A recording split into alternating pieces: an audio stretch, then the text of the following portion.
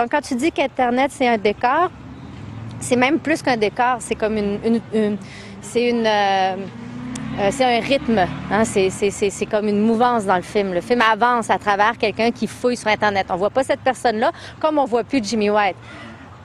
Donc, on est finalement dans le virtuel qui prend beaucoup de place de cette espèce d'espace abstrait qu'est Internet.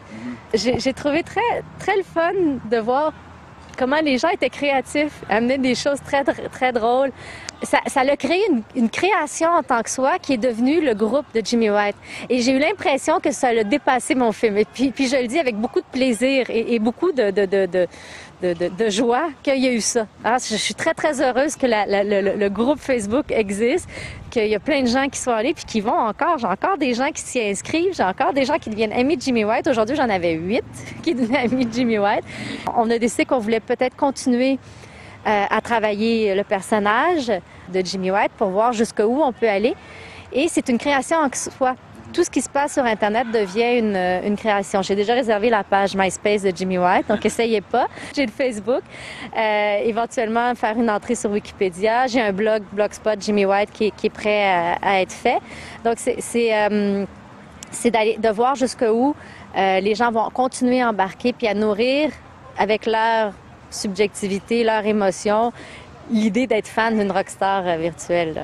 Un truc auquel j'avais déjà pensé, c'était justement une espèce d'immense création collective où est-ce que tu aurais une espèce de maître du jeu qui va puiser chez ce que les gens apportent pour faire une grande œuvre collective qui ramasse. Donc, par exemple, ça serait de faire un film par mois, mais de se servir cette fois-ci à chaque mois de toute la nourriture que les gens vont nous avoir fournie, de se servir de ça, comme par exemple, déjà Jimmy, il y a un jumeau maintenant qui s'appelle Timmy. Alors j'ai trouvé ça très, très drôle. Moi, j'ai dit, OK, je vais prendre Timmy. Timmy, je vais lui donner une personnalité. Puis dans ma tête, il y a un peu l'inverse de Jimmy White. C'est un peu l'échec, la personne ténébreuse, noire, mais ils sont jumeaux identiques. Donc, on va peut-être développer le personnage de Timmy comme ça. Donc, c'est intéressant. C'est quelqu'un qui a proposé Timmy un peu soit boutade, mais je me nourris de ça. Je pourrais très bien imaginer quelqu'un écrire un poème pour Jimmy White, quelqu'un écrire une chanson pour Jimmy White, puis on l'apprend, on l'enregistre. Il y a toute la question des droits d'auteur. C'est encore un peu flou sur Internet, donc c'est pour ça que je veux profiter aussi du